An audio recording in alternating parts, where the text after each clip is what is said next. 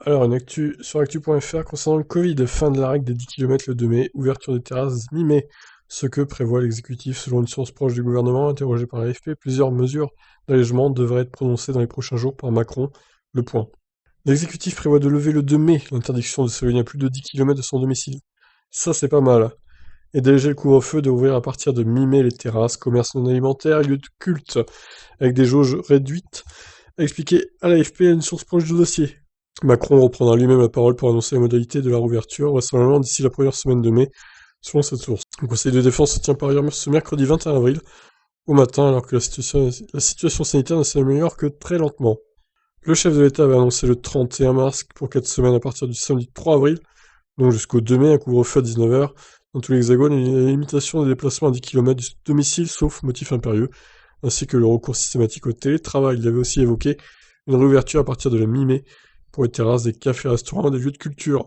Bon, après, moi, je vous avoue que les contrôles de police, j'en ai vu aucun suite à ce nouveau confinement. Pourtant, j'ai roulé moins que d'habitude, forcément.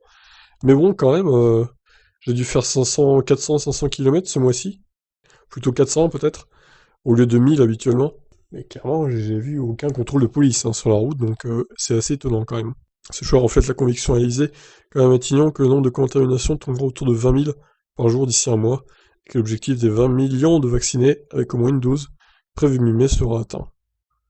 Alors, concernant le couvre-feu, les plus prudents au gouvernement voudraient le voir retardé d'une heure en plus en métropole, tandis que les partisans de la réouverture plaident pour 23 heures. Alors, en gros, c'est soit 20 heures, soit 23 heures, quoi. Autre question à trancher, les jauges dans les lieux de culture, la taille des commerces pouvant rouvrir. Les concertations se poursuivent au ministère de la Culture et de l'Économie. Avec les professionnels, les jauges pourraient varier en fonction du territoire, avec un seuil plancher à 35%, qui variera en fonction du niveau de circulation du virus. Alors, le calendrier des prochaines étapes d'ouverture, salles de sport, boîtes de nuit, festivals, reste également à préciser.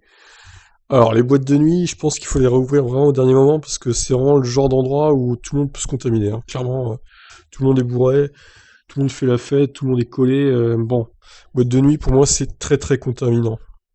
L'exécutif réfléchit aussi à déployer dans les établissements scolaires des autotests que la Haute Autorité de Santé devrait autoriser cette semaine. Il faudra en ce cas organiser la manière dont il serait proposé aux élèves, toujours selon la source proche de l'exécutif. Voilà, bon bah écoutez, on verra si tout se passe comme prévu. Pour l'instant, dimanche, comme on a vu, les chiffres sont encore en hausse, même en France, donc attention, on n'est pas sorti d'affaire encore. Je vous laisse donc réagir suite à ces mesures. Ciao ciao.